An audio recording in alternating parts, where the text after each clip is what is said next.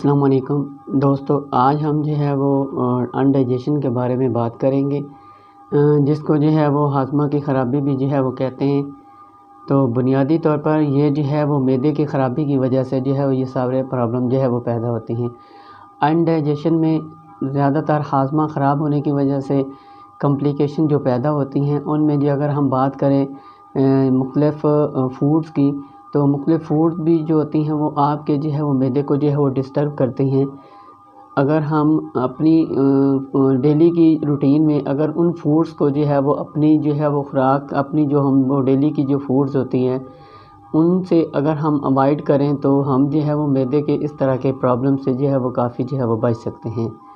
तो आइए दोस्तों, हम उन फूड्स के बारे में जो है वो आपसे जो है वो बात करते हैं। नंबर 1, डेयरी प्रोडक्ट्स की बात करें तो डेयरी प्रोडक्ट्स जो है वो फूड का ये वो ग्रुप होता है जिसमें आपको जो है वो कॉम्प्लिकेशंस हो सकती हैं, आपको हाजमे की वजह से प्रॉब्लम जो है वो हो सकते हैं। दूध और दीगर दूध से बनी हुई जितनी भी अशिया होती हैं उनमें जो है वो पाई जाने वाली शुगर और लैक्टोज जो होते हैं, ये आपके मैदे में जाकर जो है वो हज़म प्रॉपर तरीके से हज़म जो है वो नहीं होते। जब ये नहीं होते तो फिर इनमें जो है वो मुख्तलिफ़ किस्म की जो है वजूहात पैदा होती हैं, जिनमें अफारा हो सकता है, पेट का जो है वो फूल जाना जो है वो हो सकता है। जब ये लैक्टोज जो है वो आपके जिस्म में हज़म नहीं होते और ये जमा हो जाते हैं, जब ये जमा होकर आपकी जो है बड़ी आंत में चले जाते हैं, तो वहाँ पे जो है वो ये बहुत ज़्यादा प्रॉब्लम पैदा करते हैं। आपको जो है आवासाल मोशन का प्रॉब्लम जो है वो हो सकता है। जब आपका मैदा जो है वो डेयरी प्रोडक्ट्स की वजह से, डेयरी फूड की वजह से डिस्टर्ब हो, तो आप जो है वो कोशिश करें कि डेयरी जो फूड्स होती हैं वो उनसे जो है ना अवॉइड करें। तो आप काफ़ी हद तक मैदे के जो इस तरह के प्रॉब्लम्स हैं वो उनसे जो है वो बच सकते हैं। तो आप इस कंडीशन में कौन सी चीज़ें जो हैं वो यूज़ कर सकते हैं? आप इसमें योगर्ट इस्तेमाल कर सकते हैं, आप इसमें जो है वो सख्त पनीर जो है वो इस्तेमाल कर सकते हैं। इसके अलावा आप इसमें जो है वो लैक्टोज से जो पाक मिल्क होता है वो आप जो है वो यूज़ कर सकते हैं। अगर आप इन चीज़ों से अवॉइड करते हैं, इन चीज़ों से परहेज़ करते हैं, तो यकीनन आपका मैदा जो पहले डिस्टर्ब होता है, आप मज़ीद जो है वो अपने मैदे को जो है डिस्टर्ब करने से बच सकते हैं। सेकेंडली नंबर पे बात करें तो हम ऐसी फूड्स होती हैं, एसिड फूड्स की बात करते हैं। एसिड फूड ऐसी फूड्स को कहते हैं जिनमें जो है वो तेज़ाबियत की मिक़दार जो है वो ज़्यादा होती है। तो एसिड फूड्स में सबसे पहले अगर हम बात करें, टमाटर की जो चटनी होती है उसमें जो है वो तेज़ाबियत पाई जाती है। उसके अलावा जो है वो नींबू का जो फल का रस होता है उसमें जो है वो तेज़ाबियत पाई जाती है। इसके अलावा नारंगी है, इसके बाद चकोतरा है, ये सब्ज़ियाँ और फल जो होते हैं इनमें भी तेज़ाबियत की मिक़दार जो है वो ज़्यादा होती है। ये आपके मैदे की अंदरूनी जो तय होती है, अंदरूनी जो लेयर होती है, उसको जो है वो उसमें जो है वो तेज़ाबियत पैदा करती हैं, उसमें जलन जो है वो पैदा करती हैं। इसके अलावा मार्केट में कुछ कार्बोनेटेड मशरूबात भी जो होते हैं वो भी आपके अंदर जो है वो तेज़ाबियत बहुत ज़्यादा बनाते हैं, तेज़ाबियत बहुत ज़्यादा पैदा करते हैं। एक तो ऑलरेडी आपके स्टमक के अंदर प्रॉब्लम चल रहा होता है, उसमें तेज़ाबियत की मिक़दार जो है वो ज़्यादा होती है अनडाइजेशन की वजह से, और ऊपर से मार्केट के अंदर जो मशरूबात होते हैं उनमें जो है वो ज़्यादा तेज़ाबियत की वजह से भी आपका मैदा जो है वो डिस्टर्ब हो सकता है।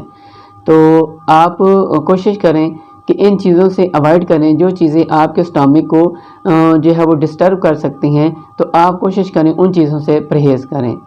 इसके बाद हम बात करते हैं फ़ैट फूड्स की। फ़ैट फूड्स ऐसी फूड होती हैं जिनमें जो है वो चिकनाई की मिक़दार जो है वो ज़्यादा होती है।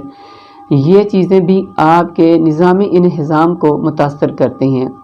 बाज़ औक़ात ऐसे होता है कि ये चीज़ें बाज़ औक़ात जो ही आप फ़ैट्स फूड का इंटेक करते हैं, तो ये जो है वो आपके अंदर दो कॉम्प्लिकेशन जो है वो पैदा करते हैं। या तो ये आपको मोशन लगा देती हैं या फिर आपकी आंतों की हरकत को जो है वो सुस्त कर देती हैं, तो जिसकी वजह से ये मुख्तलिफ़ प्रॉब्लम जो है वो पैदा होते हैं। तो कोशिश करें जब आपका स्टमक या आपको हाजमे की ख़राबी हो, तो कोशिश करें कि इन चीज़ों से अवॉइड करें। ये चीज़ें भी आपके स्टमक को ज़्यादा मुतासर करती हैं। फ़ैट्स में की अगर हम बात करें, जब आपको फ़ैट्स की वजह से प्रॉब्लम हो रहा हो हाजमे में, तो कोशिश करें कि आप अपने मेन्यू के अंदर जो है वो उन चीज़ों की मिक़दार को कम कर दें और 1-2 दिन के लिए गैप डाल दें, ताकि जो है वो ये प्रॉब्लम जो है कुछ दिनों के बाद ठीक होने के बाद आप फिर जो है वो दोबारा अपनी जो है वो रूटीन में आ जाएं। तो हाजमे में ज़्यादा कॉम्प्लिकेशन यही होती हैं कि आपका मैदा जो है वो उसकी वर्किंग जो है वो स्लो हो जाती है, अनडाइजेशन का प्रॉब्लम पैदा होता है। तो अगर हम फैट फूड्स की बात करें तो इसमें सुर्ख गोश्त है, पनीर है, फ़िश है, इसके अलावा जो है वो मक्खन है, बटर है, और इसके अलावा दीगर जो चीज़ें होती हैं ये जो है फ़ैट फूड्स में आ जाती हैं। एग्स भी जो है वो फ़ैट फूड की ही एक शक्ल जो होती है। तो इसके अलावा अगर हम बात करें फ्राइड जो है वो फूड की, फ्राइड फूड का ऐसी अशिया, ऐसी खुराक जो तली हुई होती हैं उनको जो है हम फ्राइड फूड जो है वो कहते हैं। ये भी आपके स्टमक को जो है वो डिस्टर्ब करती हैं। जिस तरह फैट्स वाली फूड का हाल है, इसी तरह जो है वो तली हुई चीज़ों का भी यही हाल है। ये भी आपके मैदे को जो है बुरी तरह जो है वो मुतासर करती हैं। जब आपको निज़ाम इंतज़ाम में अनडाइजेशन का प्रॉब्लम हो, बदहज़मी का मसला हो, तो फिर ये तली हुई चीज़ें भी आपके लिए जो है वो इतनी अच्छी जो है वो साबित नहीं होती। ये आपके मैदे में मज़ीद जो है वो ख़राबी पैदा करती हैं। या तो ये प्रोसेस होने के बाद डाइजेशन होती नहीं है, ये तो आपके मैदे में जो है वो बोझ बन जाता है। बोझ बनने के बाद अफारे की जो है वो कैफियत हो जाती है। बाज़ औक़ात ये ऐसे होता है कि आपको जो है वो फ़ौरन ही आपके पेट को जो है वो खाली कर देती हैं, या बाज़ औक़ात जो है वो इसकी आपकी जो आंतों की हरकत होती है उसको जो है वो स्लो कर देती हैं। तो कोशिश करें प्रोसेस फूड जितने भी हैं, जब आपका स्टमक डिस्टर्ब हो, आपको जो है वो मैदे में अनडाइजेशन की सूरत हाल हो, तो कोशिश करें कि इन खुराक को जो है वो आप अवॉइड करें। इसके बाद अगर हम बात करें अल्कोहल की, तो अल्कोहल भी जो होती है ये भी आपके स्टमक को जो है वो बुरी तरह मुतासर करती है। जब आपको वॉमिटिंग हो या फिर उल्टी की कैफियत हो, तो आपको जो है वो अल्कोहल जो है वो उसका इस्तेमाल नहीं करना चाहिए। वो इसलिए नहीं करना चाहिए, ये जो है हम आपके जो स्टमक है उसकी अंदरूनी जो लेयर होती है उसको जो है वो बुरी तरह जो है वो डिस्टर्ब करती है। इसके साथ साथ उसमें जो है वो जहरीलापन जो है वो पैदा करती है। तो कोशिश करें दोस्तों, ये डिल्यूशन जिसको अल्कोहल जो है वो कहते हैं, ये आपके मैदे में जो है वो जहरीले मादे पैदा करती हैं, और इसके साथ साथ ये आपके जिगर का जो मेटाबॉलिज्म सिस्टम होता है उसको भी जो है वो चेंज करती है। तो कोशिश करें दोस्तों, जब आपको मतली की कैफियत हो या नाज़िया की कैफियत हो, तो कोशिश करें आप इन चीज़ों से जो है वो अवॉइड करें। ये चीज़ें आपके भी स्टमक को बुरी तरह मुतासर करती हैं और उसकी परफॉर्मेंस को जो है वो ख़राब करती हैं। तो इन चीज़ों से अवॉइड करने से आप मज़ीद जो है वो अपने स्टमक को जो है वो ख़राब करने से जो है वो बच सकते हैं। इसके अलावा हम बात करें कैफ़ीन की, कैफ़ीन जो होती है ये भी आपकी जो है वो मैदे की और आंतों की हरकत को तेज़ कर देती है, क्योंकि इसमें हीट जो है वो ज़्यादा होती है। तो ये फ़ौरन ही आपके मैदे में जो है वो जो ही पहुँचती है तो आपके अंदरूनी सिस्टम को जो है वो डाइजेशन के सिस्टम को या तो बहुत ज़्यादा तेज़ कर देती है, फिर तेज़ होने की वजह से ये प्रोसेसिंग जो आपने अनडाइजेशन का मसला जो ऑलरेडी आपके स्टमक के साथ चल रहा होता है, तो फिर उसमें कॉम्प्लिकेशन जो है वो आती हैं।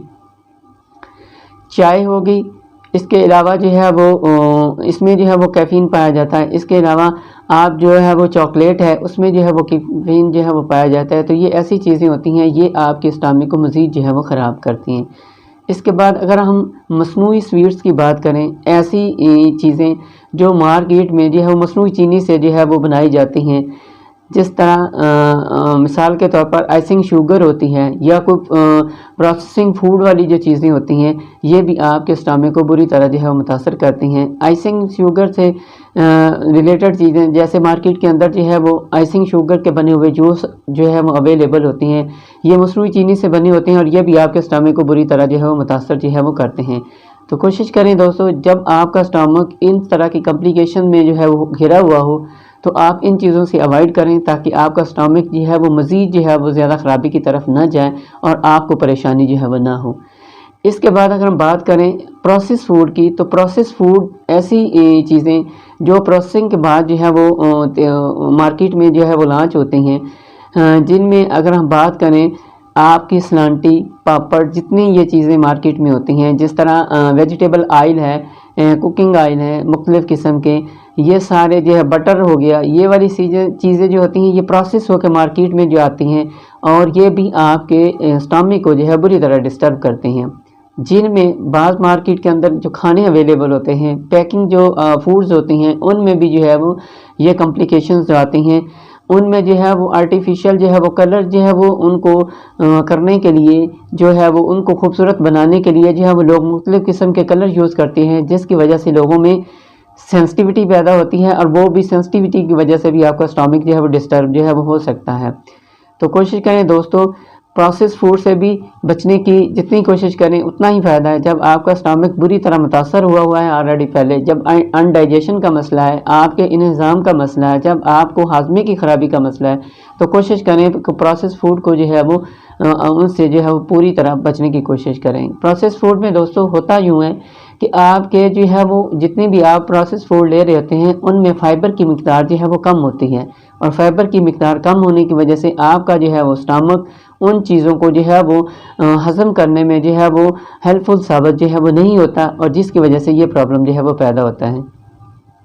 इसके बाद अगर हम बात करें स्वीट एंड नमकीन एंड स्वीट्स की, कुछ चीज़ें ऐसी होती हैं कि जैसे स्वीट्स की बात अगर हम बात करें तो वो आपके जिस्म को जो है वो आपके स्टमक को वो हज़म करने में काफ़ी जो है वो मुश्किल पैदा होती है। वो जल्दी से आपके जिस्म में जज़्व बदन जो है वो नहीं बनती, आपके जिस्म में वो अफारा की शक्ल में, गैस की शक्ल में जो है वो आपके स्टमक के ऊपर जो है वो अपेयर जो है वो होती हैं, जिसकी वजह से जो है वो ये प्रॉब्लम जो है वो पैदा होता है। तो कोशिश करें दोस्तों, स्वीट एंड साल्ट ये वाली जो चीज़ें होती हैं इनसे भी अवॉइड करें। ये भी आपके डाइजेशन में, जब आपका मैदा पहले से डिस्टर्ब हो तो इन चीज़ों से भी अवॉइड करना चाहिए। इसके बाद मसालादार चीज़ें, साल्टी चीज़ें, जो स्पाइसी चीज़ें होती हैं, मसालादार चीज़ें होती हैं, उनसे भी जो है वो अवॉइड करें। बाज़ लोग जो है वो आदी होते हैं स्पाइसी चीज़ें खाने की वजह से, उनका मैदा डिस्टर्ब नहीं होता। बाज़ लोग जो है वो सेंसिटिव होते हैं, जिनमें जो है वो सेंसिटिविटी की वजह से जब वो मसालादार चीज़ें जो है वो इनटेक करते हैं तो फिर उनमें जो है वो मैदे में जलन, तेज़ाबियत, गैस, पट्ठों में दर्द, बदहज़मी, इस तरह की कैफियत जो है वो पैदा होना शुरू हो जाती हैं।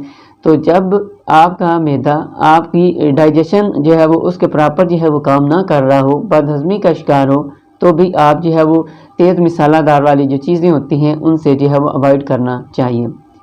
इसके बाद अगर हम बात करें फ्रिज आइटम की, फ्रिज के अंदर या गली सड़ी चीज़ों जो फ्रिज के अंदर जो है वो पड़ी होती हैं, हम ज़्यादा देर तक उसको जो है वो स्टोर करके रखते हैं ताकि जो है वो हम दोबारा जो है वो यूज़ कर सकें। तो ये चीज़ें भी आपकी जो है वो अनडाइजेशन को जो है वो ज़्यादा मज़ीद जो है वो ख़राब करती हैं। मार्केट के अंदर जो ख़राब फ्रूट्स होते हैं ये भी आपकी जो है वो अनडाइजेशन को मज़ीद जो है वो ख़राब करते हैं। इसके अलावा जो है वो फ्रीज़र के अंदर रखे हुए अंडा, गोश्त या सब्ज़ियां, फल वगैरह, इसमें साल्मोनेला और ई कोलाई बैक्टीरिया जो है वो ग्रो करते हैं, और ये बाद में जो है वो आपके स्टमक में जो है वो पॉइजनिंग का सबब जो है वो बनते हैं। तो कोशिश करें दोस्तों, आप मार्केट में जो भी फल परचेज़ करते हैं वो जो है वो फ्रेश होने चाहिए, साफ़ सुथरे होने चाहिए, और उनको जो है वो ज़्यादा देर फ्रीज़र में स्टोर जो है वो नहीं करना चाहिए। और सब्ज़ियों को भी, ये चीज़ें भी ज़्यादा देर फ्रीज़र में रहने की वजह से, फ्रिज में रखने की वजह से इनमें जो है वो साल्मोनेला और ई कोलाई जो है वो बैक्टीरिया जब ग्रो करते हैं तो ये जो है वो फूड पॉइजन। कोशिश करें कि फ्रिज के अंदर इनको जो है वो स्टोर जो है वो ज़्यादा देर तक जो है वो नहीं करना चाहिए, क्योंकि इनमें जो है वो बैक्टीरिया जो है वो ग्रो करते हैं जो आपके लिए बाद में जो है वो परेशानी का सबब बनते हैं। ये फूड और ये सब्ज़ियां और ये गोश्त, अंडे, ये आपको जो है वो फूड पॉइजनिंग का सबब भी जो है वो बन सकते हैं। जब फूड पॉइजनिंग का मसला हो तो फिर ये चीज़ें जो है वो आपके जो है वो हाजमे के अलावा जो है वो आपकी जो है वो डेथ रिस्क का भी सबब जो है वो बन सकते हैं, क्योंकि जब फूड पॉइजनिंग होती है तो आपके जो पूरा डाइजेस्टिव सिस्टम है ये बुरी तरह जो है वो मुतासर होता है। आपको जो है वो वोमिटिंग बहुत ज़्यादा शुरू हो जाती है, आपको जो है वो मोशन जो है वो बहुत ज़्यादा आना जो है वो शुरू हो जाती है, जिसकी वजह से आपके जिस्म के अंदर से जितने भी जो है वो नमकियात होते हैं, जैसे जो है वो सोडियम, पोटाशियम और पानी के जितने भी जो वाटर बैलेंस होता है वो जो है वो आपका डिस्टर्ब जो है वो होता है, तो जिसकी वजह से भी ये प्रॉब्लम जो है वो पैदा होता है। तो दोस्तों, ये ऐसी चीज़ें हैं जो आपको बाद में जो है वो परेशानी का सबब बनती हैं। तो दोस्तों, अगर आप इन चीज़ों को अपने टेबल से जो है वो इस सूरत में जो है वो दूर रखेंगे तो यकीनन आप जो है वो ज़्यादा जो है वो मैदे की या अनडाइजेशन की वजह से जो है वो आप बच सकते हैं। तो थैंक यू, अल्लाह हाफ़िज़।